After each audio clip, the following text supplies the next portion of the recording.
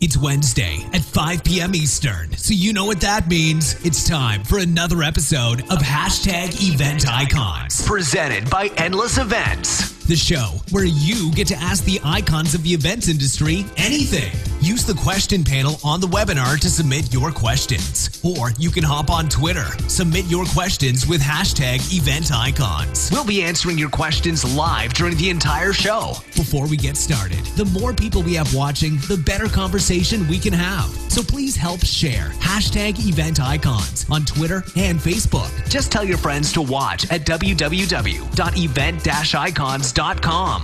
Now, without any further delay, this is #EventIcons. All right, everybody. I am excited to have you all joining me here today for another episode of Event Icons. I'm Brent Kruger with Event Technology Consulting. I'm being joined today by two of our previous guests. It's going to be Sam Smith and it's going to be Juraj Holub joining us today. They are back following our episode number 87 on audience engagement. So if you haven't had a chance to go back and watch that, make sure you go back. These guys are back. It was an amazing discussion that we had about a lot of the practical realities and the necessities of audience engagement. I want you guys to think about this one statistic, and that is a person can focus for approximately 10 minutes at a time. However, we're allocating these sessions into 4 and 6 hour blocks. So how are we going to help them learn? How are we going to retain? How are we going to make this information useful? This episode is going to be chock full of those kinds of tips, platform suggestions, appropriate use of gamification, human facilitation, technology to engage, and so much more. Don't miss episode, everybody, so I'm glad you guys are tuning in. Sam, welcome back. Samuel J. Smith, for those of you that don't know, Sam runs an audience engagement company called Interactive Meeting Technology. They created the Social Point audience engagement platform that won Buyer's Choice Award at the Exhibitor Live in February of 2018. Why, that was just recently you just won. Yeah. In addition, Social Point was recognized as one of the top 10 new event technology innovations in the meetings industry in 2015. Sam has been recognized by BizBash, ISIS, MPI, and formerly ISIS. It's ILEA now, right? We're going to have to update that. RSVP Magazine and IBTM World for Innovation in the Meetings and Event Industry. Sam, welcome back. Hey, thanks, Brent. It's good to be here. We had an awesome time the last time, so I really encourage folks to go listen to episode 87 because I think you could learn. It's like a mini MBA course that I think they would learn a ton, and it would really help them with their next event, right? Create the right kind of audience engagement experience. It really was a great episode. So yeah, if you haven't had a chance. And then full disclosure, I have done some contract work on site for Sam from time to time, working with Social Point app, but I that's not why we've got you here. So just want to make sure we got that on the table. But we've got him here as an expert in the industry. And then Juraj, welcome back, Juraj. You're the content and social media marketing strategist at Slido, managing social media communication and content development for the Slido brand, the writer of the Slido blog. Is there anything you don't do for the company? Providing tips for organizing. That's something I keep on asking myself for the past 4.5 years that I've been with the company. So I've been wearing many hats, and it's still very exciting to be part of that growing company. So it's great to be back. Thanks so much for inviting me again, and looking forward to another exciting discussion. Well, and I know we'll try and get it in the resources section, but yeah, both the blog that you work on and Sam, your newsletter are just chock full of information for event profs all over the country and all over the world when it comes to interactive meeting technology and appropriately named companies. So there you go. So since you guys have both been here before, we can probably skip some of the previous questions that we usually go with. But if you could just leave us maybe the 2 sentences each on who you are, how you got here, and the organizations that you represent. Sam, let's start with you. I feel like you said all those things. I mean, I think here's what's most important is that I'm really passionate about audience engagement, and I've been that way for a long time, mostly because I get easily bored listening to speakers talk for hours on end. And when I have a question on slide 17 and they don't give me a chance to ask my question until slide 95, that drives me nuts, right? So I've kind of dedicated my career the last 8 or 9 years to creating these different types of experiences, whether that's through consulting or now we do that through our audience engagement platform, really to make it more affordable to allow other people to create a lot of ideas. And then they come up with new ideas too, like, ooh, what if we did this? Could your thing do that? Right? And they ask us lots of questions, and it's fun to see them get energized and bring their own ideas to the table. And that's a lot of fun. So that's why I'm in it, to help other people. Well, and the folks that are here joining us live on Zoom, just remember, you don't have to wait till slide 73. You can actually ask questions anytime throughout that.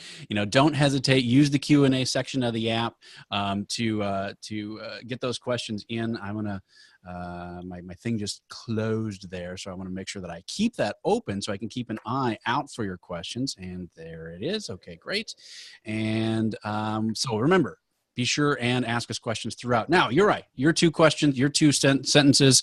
How is it that you got to where you're at? What brought you to Slido? And tell us a little bit more about the company. Sure. So I'll just add a few information about myself. As I mentioned, I've been with the company for almost 4.5 years, and my role evolved immensely since then. And a part of doing all these marketing things that we talked about and more, like Sam, I'm really passionate about audience engagement, about facilitation, about the communication and interaction among people. So in addition to that, I'm also the chief meeting designer within the company. So I do build all company meetings, and I also facilitate them or moderate them, or most of them. And as we talked about this new technique that I mentioned before the interview, so I always try to bring some kind of innovation to the company and to how we run our meetings. And obviously, in addition to that, I do work with clients and try to help them get the most out of their events and bring an exciting experience to their participants. Well, I mean, you mentioned it there. We here's the problem with the three guys like us, is that we get to talking even before the show starts. So while we were getting connected and everything, we started talking about this stuff. And I was like, whoa, guys, whoa, just settle down. Whoa, save it for the show. But you brought it up. I mean, you talked about a new technique, and you just mentioned it again there. Why don't we go ahead and dive right in? I mean, so what is it, this new technique that you were just talking about? What do you call it? How does it work? And then we'll expand out from there and maybe talk about some of the other new things you guys are seeing. Yeah, awesome, for sure. So basically the stuff that we were talking about prior to this session was this new technique that I called questions ping pong. But let me give you a quick story. So internally, we run our educational sessions on a weekly basis where we try to interview one of our team members and sort of share the knowledge and know-how with the rest of the team. It can be somebody from the product development team. It can be somebody from HR. So about a month ago, I said, like, okay, let's do something differently.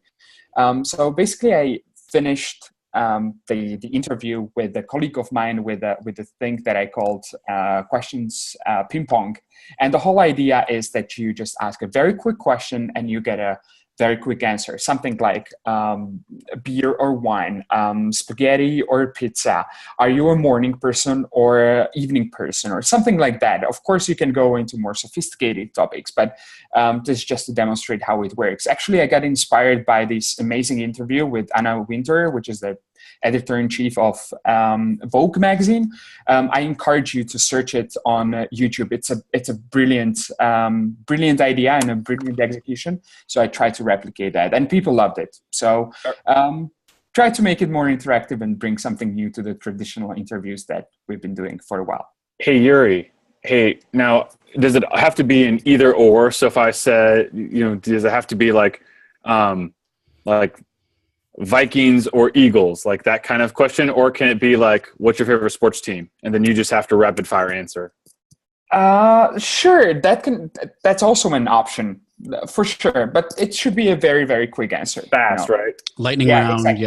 Yeah. I like that. I like it a lot. I think that's a cool idea. And the thing I like about it is, we've done something called conversation templates that we help people to kind of use lots of different techniques together. Usually they don't know what to do. And I feel like your idea doesn't need any, you don't have to have any technology, but it's something anyone can do, right? You don't have to have a PhD to do it or be a sophisticated facilitator. You could just be any old person and do it. And I think that's a cool idea. Absolutely. And actually, talking about technology, just to share a bit of experience, the idea was to actually crowdsource those quick and simple questions from the audience, like cool. we're used to. Totally do it, yeah. But here's a but. Actually, it didn't really work, honestly, because people started sending like a longer questions, which turned out to be sort of, they were not fitting very well into the flow. So if you want to pull this off the next time, or for the first time, actually, just prepare a list of 20 to 30 questions. You're gonna cover them within 3-4 minutes. And as Sam, that was a brilliant question. It can be not only A or B, but it can also be, what's your favorite TV show? What's the craziest type of food that you ate? And all these kind of things. Yep. When I see this also in leadership conferences, or this idea working in leadership conferences where you're asking these questions to the CEO, right? And it helps to get to know more about the leaders, or it could be or you could also be addressing some policy things, right? Like, hey, should we have, do we have free food in the cafeteria, or should we have to pay for it, right? And, they're going to have their own response, but some of that is fun for employees. I think that'd be kind of cool in a corporate environment. So exactly. And talking about leadership, just going to follow up on that. As I mentioned, I also do facilitate and moderate our all hands meetings, where we as a whole company basically get together on a monthly basis. And, we discuss the updates, and part of that meeting is also dedicated to the Q&A. People tend to send a lot of questions for the Q&A session. And I run the interview with our CEO, Peter, and we have usually 15 to 20 minutes. And sometimes we get a chance, as Brent, you mentioned with another webinar that you were running, that sometimes you have a time to cover only a number of those questions. So recently we tried the same sort of technique as we were nearing the end of the Q&A. I said, like, okay, Peter, we still have a lot of questions. Let's try this like a rapid fire question and answer session, and we just wrapped it up in this way. Yeah, I love that idea. Oh, sorry, Brent, you're the interviewer. No, that's fine. This is what I love about you guys, is you are so passionate about it. You're able to just go. Coming in from Facebook, Miguel, it's our friend Miguel Neves says he likes the sound of the ping pong idea, and Elizabeth Glau says hi. So love that you're interacting with us on Facebook. If you have any questions, be sure and punch it in there, and same with the Zoom folks here. I want to kind of start diving into some of the stuff that we wanted to get into today regarding kind of who stands to benefit the most from this increased engagement. I mean, obviously you guys are passionate about it. You want to, whether it's technology or not, obviously you have technology companies, but whether or not there's technology involved, you guys want to make sure that this level of interactivity is coming. Who's going to benefit the most, though? I mean, is it going to be the attendee getting something from their end? Is it going to be the speaker? Is it the participant? Is it the organizer? Or maybe everybody in different levels? Juraj, want to take a shot at that? Sure. I think it's a win-win situation. Or let me put it another way. It can be win-win-win-win, no matter how many stakeholders you have over there. But if we just narrow it down to the ones that you mentioned, you as an event planner, you want to pull off a great show. You want to wow your audience. You want to hear from them that it was a great show, basically. So they're going to come back the next time. And from the participants' perspective, obviously they're looking for an experience. They're looking for an interactive way actually to learn something, because you're directly competing with the internet. So really a serious adjusting those session formats. Yeah, you're right. That's one click away from doing anything. You're right. Go ahead. Exactly. You can watch any type of, instructional video anytime you need it. So what makes the whole other difference is really that live experience that you're going to have with that speaker basically in the room. So having the opportunity to ask him the question, having the opportunity to interact with somebody who's sitting next to you, and just, feel that kind of energy in the room, it's just priceless. So I think it's a win-win situation for both sides.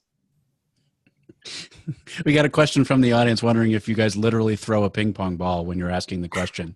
Actually, we throw around the catch box. There you go. Yeah, that's a cool thing. I like it though, Viviana. I like the idea of the actually physically having to throw something back and forth just to keep that energy up and keep things moving. So I think it's a great question. All right. Can I add? Let me add to that last question. Yeah. When I think about that question, I want to build on what Yuri said. So let's use an example of a sales meeting. When in the sales meeting, there's a couple of things that they want. They want the meeting organizer is the vice president of sales, right? And so they're the ones who want better performance at the end of the day. And so audience engagement or meeting engagement has the opportunity to make whatever new product knowledge they're sharing, whatever new goals they're talking about, and however they want to motivate people, they need to make that stick. So they need those, and the participants who didn't win the Eagle Award or whatever they call the top sales award, right? They want to win it next year. So they need to get better, if you will. And so, these engagement tools have the opportunity to help them, do things like reinforced learning, right? And I think that's important. Another thing that I hear a lot from sales leaders is they want to show the sales team that they've listened to them, right? And so one of the tools that they use to do that is usually give them an opportunity to share their feedback, right? And not in a survey, but something they can display publicly, right? Whatever that might be. And so what we see from that feedback is that the salespeople are like, phew, I was able to get that out. I know they heard me. That's what's most important because it's on the wall over there. My idea is up there. I feel so much better now. And sometimes that public acknowledgement, right, that feedback loop is what's important. And so I think, building on the win-win-win, if you just use a sales meeting as an example, you could create a lot of very good value for individual sales reps or whomever it would be, right, with some of these. I think that applies not only in sales meetings, but across lots of other meetings as well. And Sam, I really like what you actually started talking about about this kind of an instant feedback. And once again, drawing from our internal experience, it's really important to really get that feedback from the team. If you stand in front of 30 people, 100 people, 200, sometimes 1,000 people, and you just try to get a certain message across, and it can be a very important message that's going to, be decisive in terms of, hitting the goals of the next quarter. And as a leader, you want to find out if people did understand what you were trying to get across. Yeah. That's one thing, or if they do have any concerns. So what we, for instance, do at our offsites or at our all-hands meetings, after we deliver important, let's say, goals or important strategy, we ask our team, please, on a scale from 1 to 6, rate how confident are you that we can hit these goals, or how confident, what do you think about these goals? Right. And if we see that, the average score is somewhere about 5.8 out of 6, that's a good indicator. But if it's 4.3, we actually encourage people, especially those who rate it 4, 3, and lower,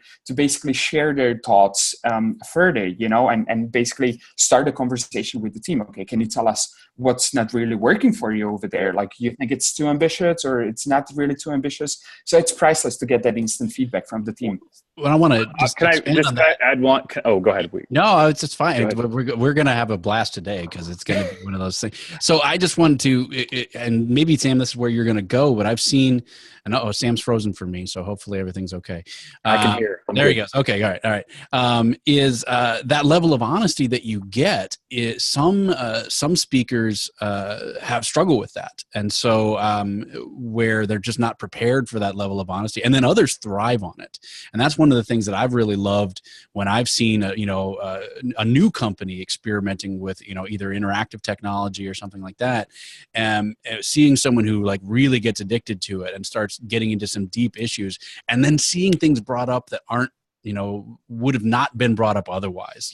If it was just someone standing in front of those 2 mics that are out, in the audience, they probably wouldn't have gotten up and asked that question. And it was a question that maybe needed to ask. So I don't know if that's where you were going to go with some of that, Sam, but is that level of anonymity that sometimes will benefit not only the participant, but also the speaker, and really let people know what's on their minds. Well, and some of that you don't have to show the results, right? You can ask the question, but don't show the results publicly. So one technique that just let's pretend that folks here are trying to build out a meeting and they're doing what Yuri said, right? I think that's right. I like the idea of the scale, and I like the idea of asking people who are insecure about it, right? Unwilling to commit. what we've seen people do in leadership meetings are two different things. They'll put ask one question, what are we already doing that's going to help us achieve this goal, right? They ask that question and let people submit their ideas there about what they're doing in their local organization, what's going on locally, because this also comes back to that attendee. What am I doing to work on helping to this new goal or whatever we're doing to a new strategy, whatever it is. But then the other thing that's really eye-opening is what are the roadblocks that the company has put in front of you that are going to prevent us from achieving these objectives? That's when it really gets interesting. And they never want to show that publicly, but the data that they get is awesome. You're right. Really building on what Yuri said, right? I think these are a couple ways that other folks can just add on to their event, right? Another question coming in from the chat. Sue is asking Yuri about your, I think, survey questions. That would you ask the same survey question of those who weren't in the minority? So maybe it wasn't a majority. Maybe the majority of people were, had rated it high probable of success. What about the minority that's, maybe rated it lower? Are you still asking them their opinions because they might be more frustrated and less likely to be paid attention to?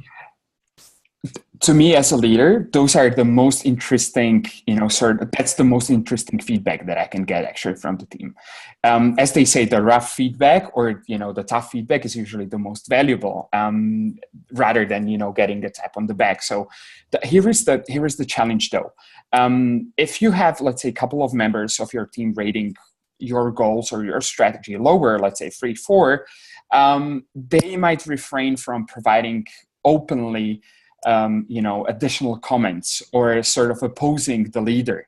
Even though we try to have extremely open and flat organization, still when our CEO or any other leader, sort of encourages people to share their thoughts, they don't do that.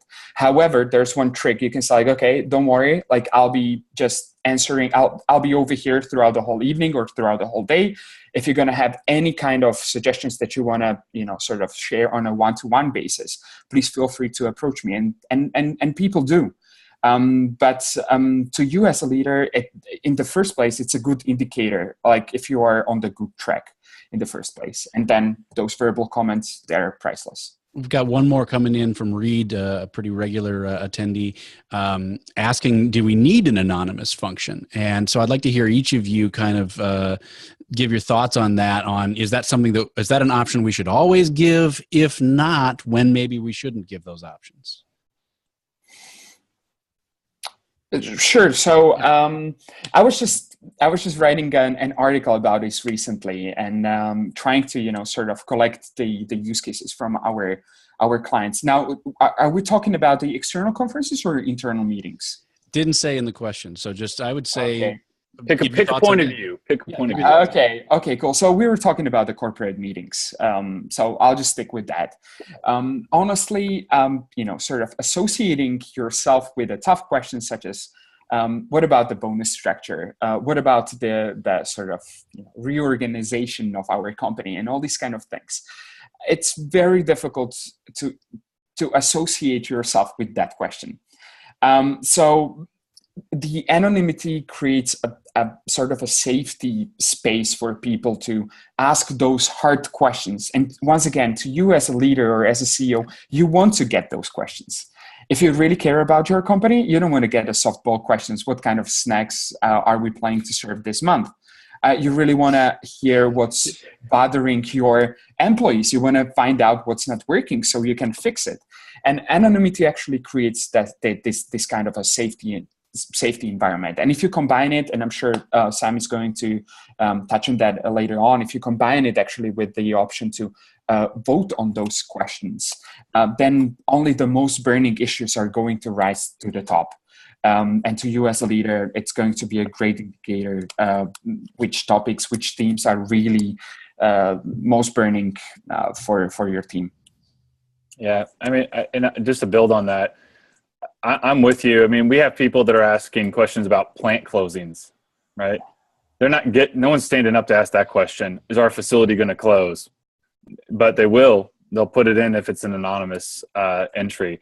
And those are real issues that affect participants, right? We're not talking about, did you learn anything? We're talking about, do I have a livelihood? And those are serious questions that they need to address. And if the leader is willing to answer those, right, then the people should be able to ask them. But one of the advantages we've already talked about, that if you take texted, allow people to do Q&A through an app, right, with an audience response app or whatever, you can get many more questions through, but you also get the hard questions with anonymous questions. I think that's valuable. Where we don't support, or where I don't personally, I should say, it's not we, it's me. My point of view is that on whenever you're putting someone's name on a leaderboard, or you're going to put their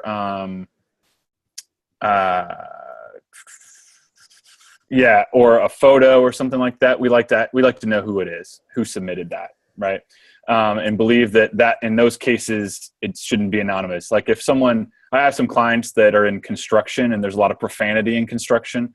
And in those cases, we create it either optional, or don't offer people to put in their name, right, to identify who they are. But then what happens is those all get blocked, right? And so, they try to see if what can sneak through, but, it just gets caught and blocked. Anyway. Oh yeah, we had one come through that got approved, and it wound up being a curse phrase in Spanish, and just none of us happened to be that fluent. No one knew that. And so it snuck through until somebody who was came back to the tech table and was like, "Hey, just so you know," that's right. Just so you know, that's what that means. So you do have to be a little bit careful, sometimes with opening the floodgates. I want to move on from that. We've got lots of other things that I'd like to get to today, and as well as answering your questions in the chat. You're right. You've talked about in the past meeting planners and event designers, kind of like composers. Who, they write the symphony, and then the moderators, the facilitators, they're the conductors that are there to guide the musicians. Something we can use technology, we can not use technology. A lot of tools are available to us. But, kind of along the lines of what we were just talking about, a lot of the fears that people get to, when we're talking about these types of technologies and anonymity and all that kind of stuff, is that maybe, there's a question that comes in that's going to derail things. What can we do to use as the conductors, as the moderators, to make sure that things stay on track, and work with the platforms like yours to make sure that doesn't happen? Just recently, I was on the call with Miranda von Broek, and she's absolutely a brilliant producer and also a meeting designer. And she came up with this great idea about how to make crowdsourcing of questions really interactive. So basically what she did at one of the events that she produced, before they actually opened up for the Q&A, she encouraged people that were sitting at the round tables to discuss the best questions. And it worked as follows. Every single person at the round table was to come up with one question that they had for the panelists. Collectively at the table, they were supposed to agree on the best question on that particular table. And once they agreed on the best questions collectively, only then they submitted through Slido. So in this way, they combined two ways. They made sure that the questions that were that were submitted were of high quality, and they added a really interactive and sort of a networking element to this. So as mentioned a few times before during our first session, it's mostly about the facilitation, how you facilitate that thing. And you can turn even such a boring activity as crowdsourcing of questions into something great, something that's going to really bring value to people and also help them to connect, and also that's going to help the discussion. So one way how to crowdsource high quality questions. Yeah, so I want everyone to catch a couple of things that he just said. First of all, he talked about people talking in groups. You have attendees that are there that just need to verbalize things and say stuff, and they want to just talk, right? And these are the same people that stand up at the microphone and they say, hi, my name is Fred Jones, and I have won the Eagle Award 19 times, and I saved a baby before I got here, and I also, lifted a car off a lady right after that. And by the way, here's my question, right? All this long talk isn't of any value, but those people do need to talk and need to get it out. So if you can do it in a small group, you give them a chance to talk and to get their ideas out. And sometimes you get them to move past this this kind of commercial stuff, right? And get to talk about the real stuff. So I think I'm a real fan of getting people to talk in small groups and engage. So folks out there that are listening, that's one really key to what he said. The second thing, I like the idea of only, whether it's one question or a few or whatever, of filtering it down, because that can give you a lot of focus and gets people to talk and maybe answer some of the questions anyway right at the table. So that's a second real big value. But then you bring the things up to the stage, so the stage can then share what happened with other people.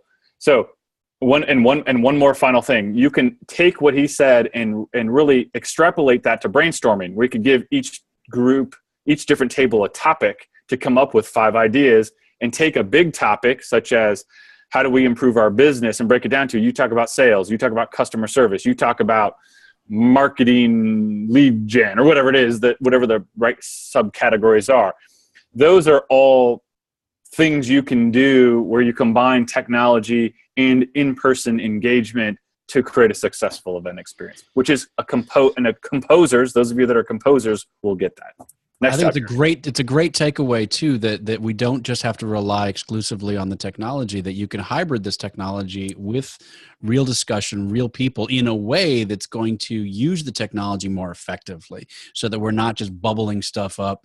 But I believe both of your platforms have the ability to like vote stuff up as questions go, but actually discussing it first brings a whole different level, not just hitting a thumbs up or something along those lines. Though that's fun too, right? That's fun too. Everybody likes to give thumbs up, or thumbs down on that stuff too. I want to move the topic on, but really quick, we did have another question come in from the audience. From Sue, was asking that does providing anonymous feedback decrease the number of comments from people who are willing to be identified? So Sam, you said you're always going to have that guy that gets up for his moment in the sun. But does it feel like, have you noticed that when we're using these technologies, that there's then fewer people that get up and go to the microphones? Or on the whole, I'm expanding now on Sue's question, but on the whole, do you think it's still a net plus? Okay, so a couple things real quick.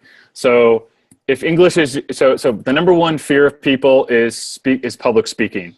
So if you ask someone to go up from the microphone, you're asking them to do public speaking. So you're asking them to do their number one fear, even though we're just like, oh no, ask a question. Second, if you're in Europe or in Asia or South America, and their conferences in English, most likely English is their second language. So it might not be a language they're comfortable speaking. They could be very proficient at writing and reading English, but maybe not speaking. So it could be embarrassing if they go up there. So I'm actually on the side of, you're going to get less input if you don't do this. That's where I kind of fall out on it. But the other thing that I see is that microphones are one person at a time talking. If you allow 500 people to contribute at once, that's a many-to-many type conversation. And we already said that you can then answer many more of those questions, process them. Because when you pass out the mic, or you throw the mic, or you got to walk up to the mic, there's always wasted time when you could be talking about real content. So Sue, I think it's a great question. I don't agree with the premise. I think you can still answer a lot more questions by using the technology and having it be anonymous. I think. And to be clear, I think she was just saying that was anecdotal, that she felt like it was. Sorry, Sue. I didn't mean to. Yeah. I think she was saying it felt like there were less people that then got up to the mic, and was wondering if that was your experience as well.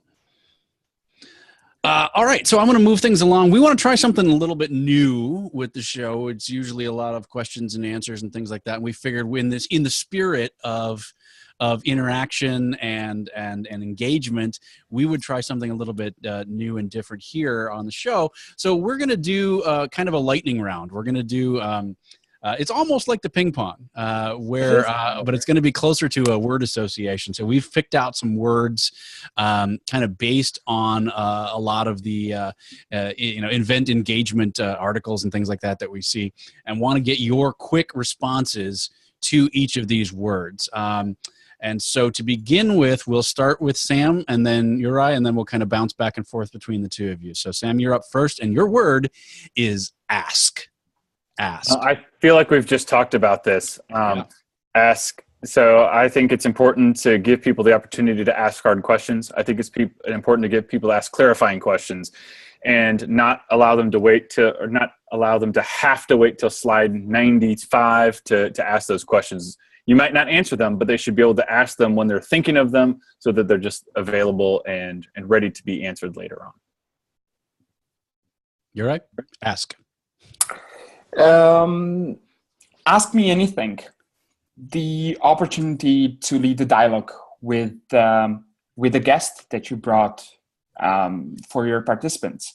So really creating that opportunity for the conversation, something that they can't find on the internet. So ask me anything. Really? Okay. Yeah, we'll move on. We'll move on to the next one. We'll just let that one hang. Answer. So your next one is answer. Well, answer questions. Ask questions, answer questions. Questions are the fuel of the conversation. So answer the questions. All right, Sam, answer.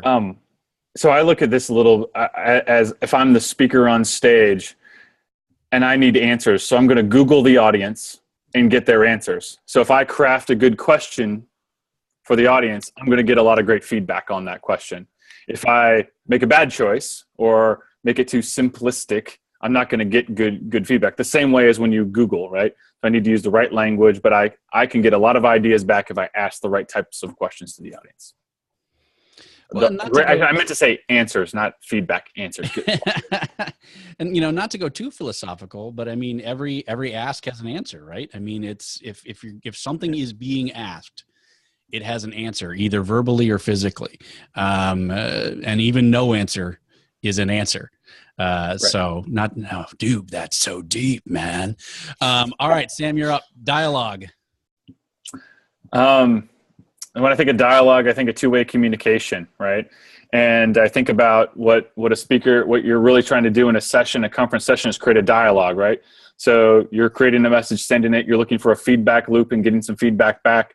And then you're going to have two-way communication, and the technology tools that we have today allow you to create a dialogue. So if you're only putting speakers out there that are going through 95 slides or 72 slides or, whatever you're doing, you're missing out on a lot of opportunity to create two-way communication between people. And I think that's what dialogue really is that two-way communication between that speaker and that audience. Okay, dialogue. I'll build on that. It's the exchange of information between two parties. It's a chance to bring the audience in. It's a chance to really engage them in the conversation, not just the monologue and broadcasting of the information. It's the active participation on both sides. Okay, this would be an interesting one. The next word is capture. Capture. For me, it's about the first thing that came to my mind is capture the moment. Capture the moment in the room. Seize it. Make the most out of it. Even though it's not perfect, and even this show, there will be a lot of and stuff like that. But that's what makes it, in the end, interesting. The imperfection, the live show. So capture and seize the moment. Sam? That was way better than mine. I was going to say Instagrammable moments, right? Right. So you capture the spirit of the people and the energy and by taking photos, right? And not just you taking photos, but allowing the attendees to take photos and share them, whether those are through social media or if it's an internal meeting, it'll probably be more like an SMS sharing to put it up on a screen. But that capturing those Instagrammable moments, I think are, and how people are feeling and their emotions and their togetherness and painting a collage out of that's really powerful. Again, not as good as Yuri's, but that's all I got.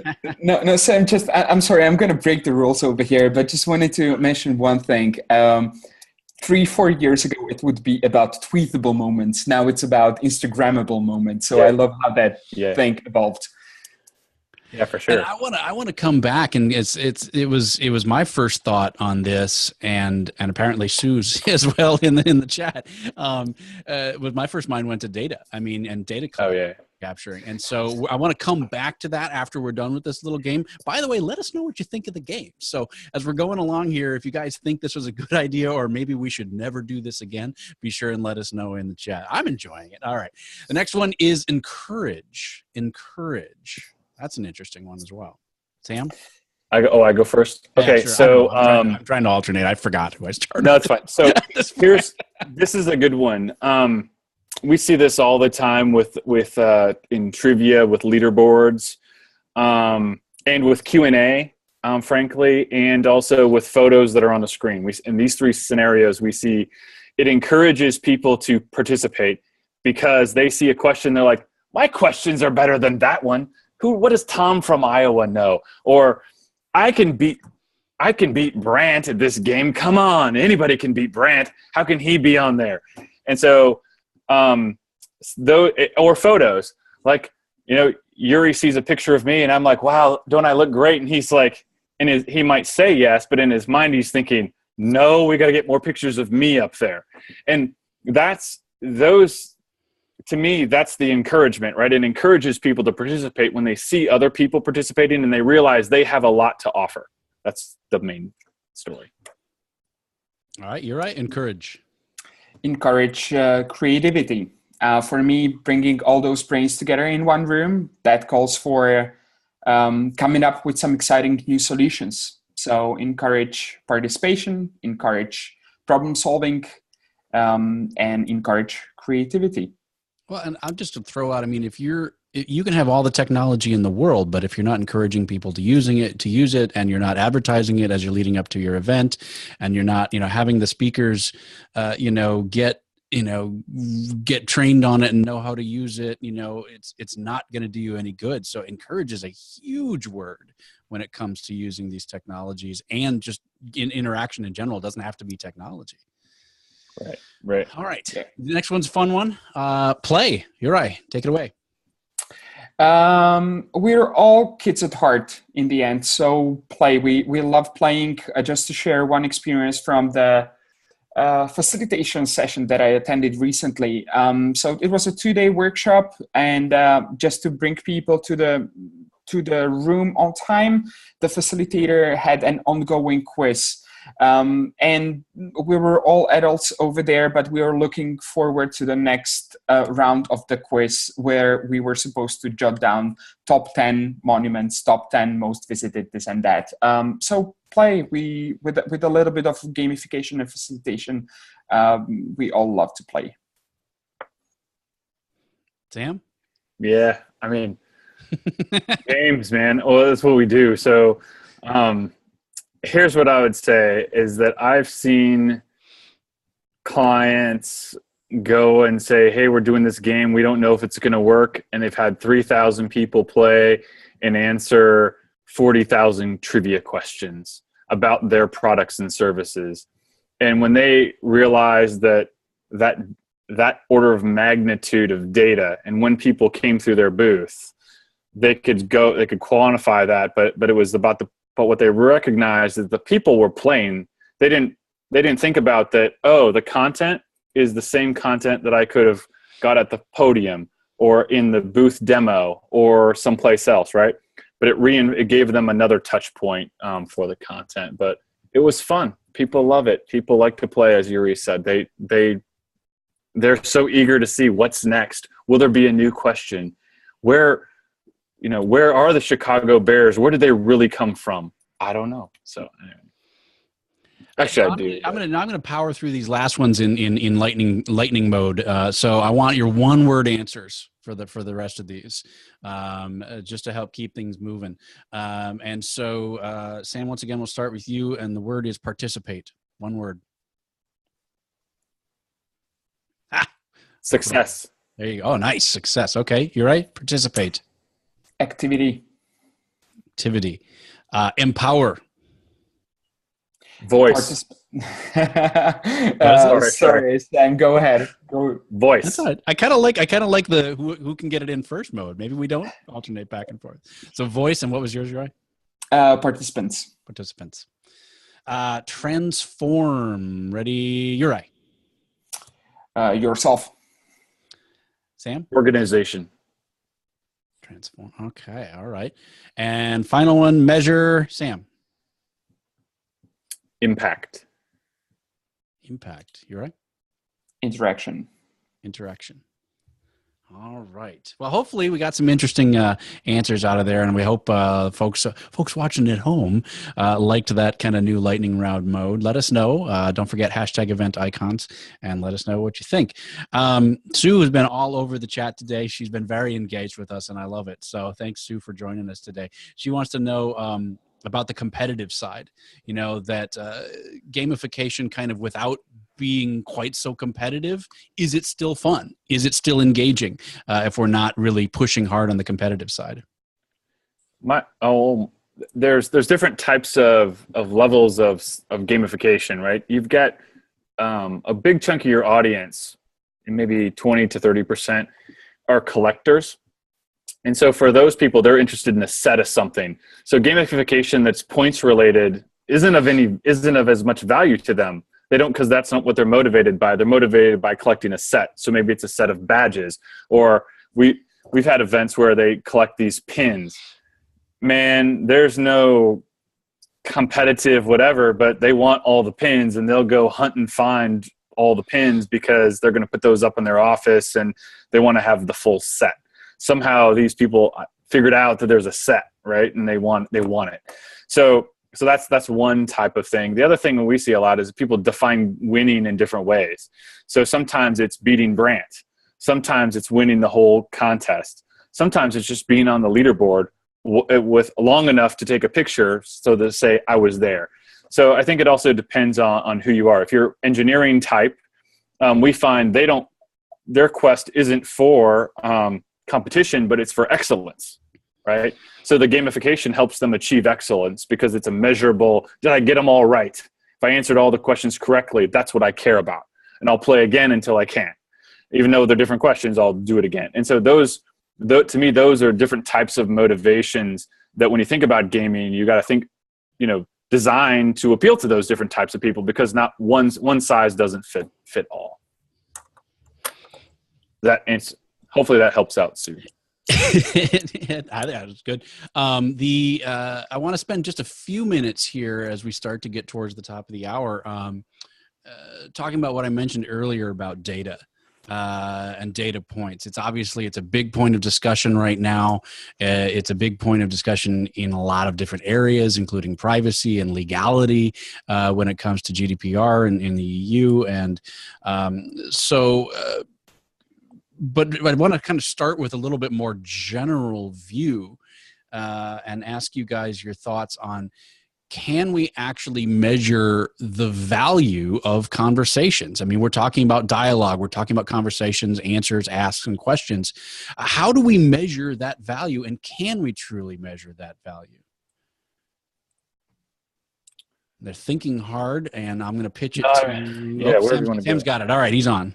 I mean, it's a lot to unpack. So I'll start, and the jury is just going to jump in, and we'll just probably talk about this the rest of the time. All right. So I think you can measure. So it depends on what you're trying to measure. You can measure the value of your engagement. So people look at it in different ways. There's some people call them vanity metrics, but there's baseline metrics. How many people participated? How many responses did we get? Right. Those are easy numbers that help management. They get excited about those numbers because they're big, they're easy, they can understand them. But then when we get into it, like in our trivia stuff, we'll break down or categorize the questions by topic. So if the clients organize their questions correctly, we have reports by topic, and they can use those to start the marketing next steps. So if they know that people didn't know learning objective 1 or learning objective 2, or about product XYZ or marketing objective 1 or 2, they'll take that content and then create new blog posts or the next newsletter or the next webinar, or they've already done that and they'll send those people that stuff because clearly they don't know it, right? And so there's value there because they figured out who doesn't know what they need to know, right? So then how do we go apply that? Or I've been in other events where they've done it by learning objective, and the people didn't know one of the learning objectives. Like it was cold, right? And what they're doing is this client was had the same audience from its quarterly meeting. in quarter one, they did the game on the 5 learning objectives from the last meeting. 4 of them everyone knew, but 1 they didn't. And so then they actually stopped that meeting to then say, let's talk about this. We know it's not this month's top or this quarter's topic, but it was last quarter. You should know this and should be activating on it. So let's make sure we're correcting it. So when you say is there value in that, I believe there's value in that data, right? Turn over to Yuri. He's got more insights than me. No, you're just like, I wouldn't say it in better words, Sam. So totally you have the vanity metrics, and then you can take a look at it from the qualitative perspective and exactly analyze the content of the questions. I'll just add 2 things over there. The first one is Festival of Marketing, a large event for about 2 or 3,000 marketers, doesn't matter, in London. What they did actually with the captured questions, they took a look at those submitted questions that people kept on sending throughout those 2 days. They analyzed the reoccurring topics, and it was one of the inputs for the next year's agenda. So brilliant. There is a value to those captured questions. So that's one way. That's one thing I wanted to mention. The other thing is, and it's slightly from a different angle. Once again, an inspiration from the UK. A large publishing house, they basically use the live polls to generate the headlines for the articles that they published after the event. So imagine to do a proper research and to collect the right amount of, or the right size of a sample, it takes months sometimes, to collect 200 or 300 responses from the right people. And over there in that room, you might have 300 CMOs, let's say. So imagine you ask them a polling question and you instantly gonna get 300 or, let's say 250 or 60 answers from CMOs, exactly people that you are trying to target. With these results, you can create headlines, you can create content, you can create papers, you can create all these kind of things. So yes, it's the interaction data from a slightly different perspective, but incredibly valuable. I want to ask a question of each of you regarding each of your platforms, because we've got a unique opportunity here, because obviously you guys have your own different platforms. One of the things that I see planners struggle with is the amount of data. I mean, Sam, you kind of rattled off a lot of easy metrics that would be easy to look at.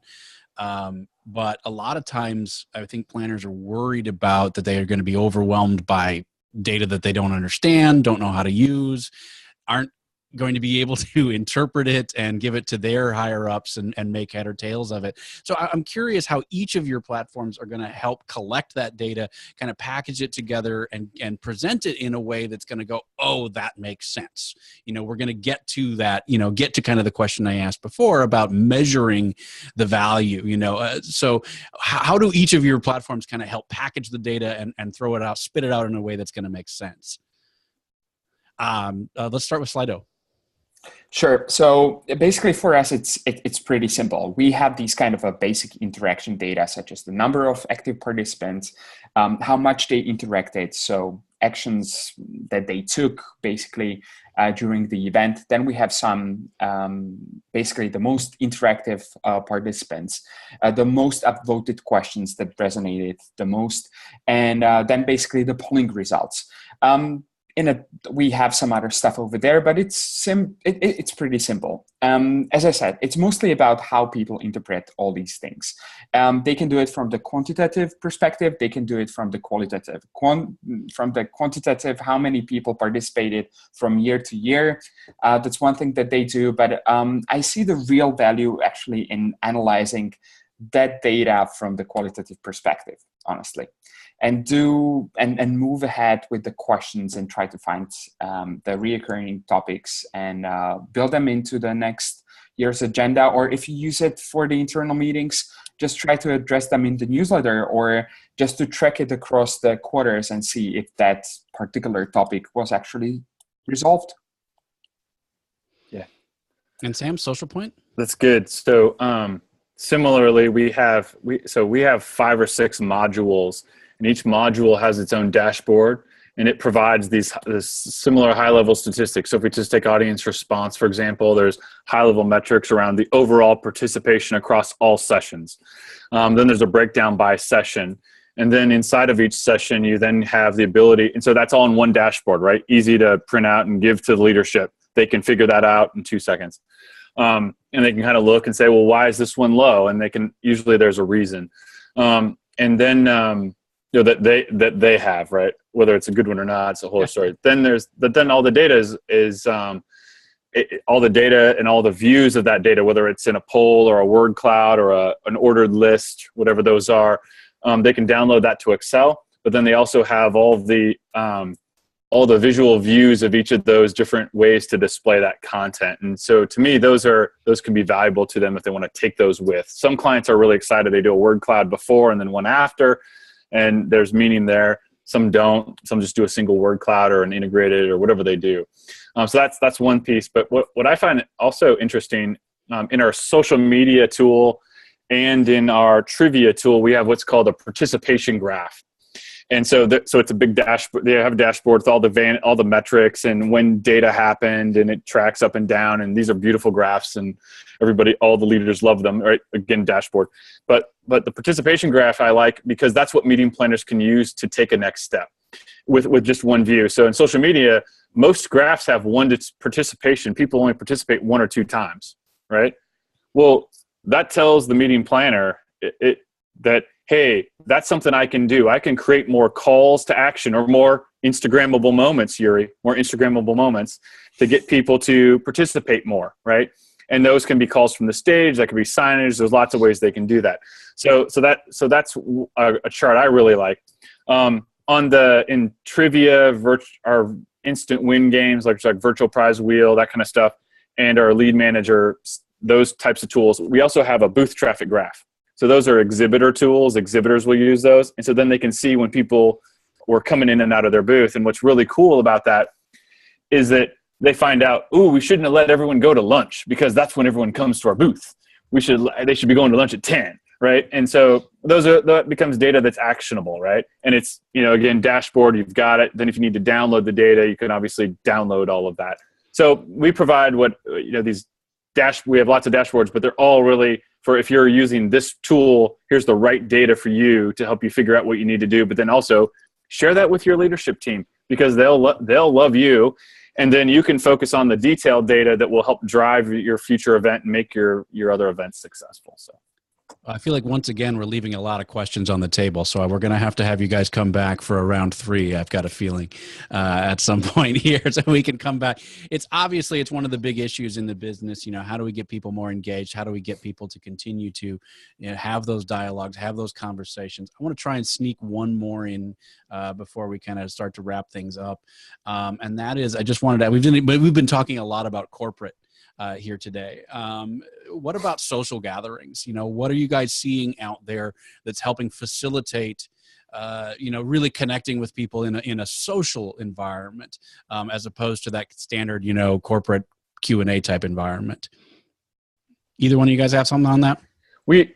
For us in those types of events, we see 2 things. First, we do a lot of social walls there, right? That might be at a gala or whatever. And we see that there's 3 levels of participation. There's people that will participate on Instagram or Twitter, right? And those people are usually under 55. But the people that actually donate all the money to the gala are older than 55. I shouldn't say older, but there's above 55. And they usually don't have Twitter or Instagram, but they want to see their photos on the screen. So then we offer SMS, right? Because they know how they have a smartphone. They just don't have all the apps on it. But they do have SMS and they can send in photos. So what we find is that actually at a lot of those events, they could just only do SMS and be wildly successful because it's so simple to do. But usually they're also in it for the social conversation and increasing the social reach. So that's why they also encourage people to use Twitter or Instagram or whatever. They can get that, as Sue said, fear of missing out, right? All the people who didn't come to their gala, make them feel like, man, it was an awesome time. Why wasn't I there? What am I doing here watching Roseanne or Gold Rush on a Friday night? So, all right, you're right. Anything for social? You mean social media in general or connecting people social events. So getting people to connect better at social events. So more networking, drinking time hours. That kind of they're basically, I had two things actually prepared over there. The first one is that maybe not social events as such, but events in general, more conferences. Like, make sure that you encourage networking during the sessions. So as Sam mentioned as well, put people in the groups. Just make sure that you incorporate that networking element as part of the event as such. Then there are many other activities such as speed dating, which works absolutely brilliant, the simplest idea ever, but works like a charm. Just announce the 2-minute rounds and get people to talk with strangers. If you are going to have a group of people that are not very socially equipped with, let's put it this way, even though I don't think it's such a case, but you can give them a simple question to open the discussion with a new stranger. So once again, it's mostly about facilitating those networking opportunities and creating them for and creating those opportunities for the participants. Brent, I've got one more. I know we're out of time. So on top of that, I want to say this, that in the in some social events, we another thing that we've seen, he reminded me, they're doing the networking, but they're also doing it's like a battle, right? Like, here's 2 things, pick one. And so then they're using simple polling, right? In like just a cool branded simple polling to get people to answer the question, but they're allowing different people to just kind of, they call it a battle where they have 2 topics, but this is all in a drinking environment, right? And it's kind of reminded me of the movie 8 Mile, right? Where they have the rap battle, right? But it's not rap, it's something else. And so anyway, the people are doing that, and I guess, and it's a lot of fun. So anyway. I like it.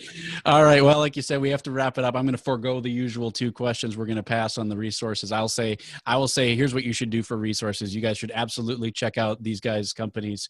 I've had the opportunity to work with them in one fashion or another, and they're both great products. So I'm going to throw that out as my resources for the day. Juraj Holub is the content and social media marketing strategist at Slido. Where can we find out more about you guys and what you're up to? Sure. So we are currently redesigning our blog. So make sure that you head over there. It's blog.sly.do. You find all this kind of information over there that we just shared, the tips on audience interaction and meeting design. As for other tips, and other resources, I absolutely love Harvard Business Review. They've got a section meetings. Just make sure to head over there. It's just brilliant, really thought-provoking ideas over there. I'm suddenly panicking. I said your last name wrong, didn't I? No, you didn't actually. Okay, all right. All right, good. Whew. All right. And Samuel Smythe, is that's what's your... Yeah. Well, I'm in Minnesota, so that's allowed, right? Hockey, state of hockey. Interactive meeting technology, Social Point. What's going on with you guys these days? I would go to socialpoint.io, www.socialpoint.io. We write a blog post a week. And then maybe you want to subscribe to the newsletter. There's 2 different newsletters. There's one for events, and there's also one for exhibitors. And there you'll find we are sharing all of our knowledge to help you succeed. And regardless of what technology you use, you'll find some great insights that'll help you go be successful. And that's what we really care about. So go over there, socialpoint.io, and find some ideas that'll make you successful. And that's what, and then be awesome and get paid a lot. That's what we care about. And by the way, guys, the crowd has spoken. Round 3 is definitely going to include a rap battle. So better start working on your skills, start practicing for next time. We want to thank everybody for joining us today. Hope, Jill, Katrina, Michelle, Reed, Sue, Viviana, Linda, Melinda. Hey, Party Boys from Facebook. Thanks for joining us today. We really appreciate it. You guys are the ones that I just happened to notice as the feed was going by. All of the other people that joined us today, we really appreciate it when you join us live, because that's what makes this show fun, is having that interactivity, having those questions. Love it, love it, love it. Thank you so much for joining us live. Reminder that this show is recorded live every Wednesday at 5 p.m. Eastern. You can watch us behind the scenes on Facebook Live. That's just kind of the easy way to just drop in and watch a show and see what's going on there, watch behind the scenes. But it really is more the behind the scenes way. It doesn't always work when we're trying to rebroadcast over to Facebook Live. So we really want you to join us at event-icons.com, where you can sign up and get access to the Zoom meeting itself, where you can ask us those questions right in the chat, right in the Q&A, and they go straight to us and straight to our illustrious guests. That's the best way to join us live. We want to know what you think. Join us on Twitter using the hashtag EventIcons. Join the EventIcons Facebook group. Let us know what icons of the event industry you want to see on the show. Thank you so much for joining us, and we'll see you next time on EventIcons.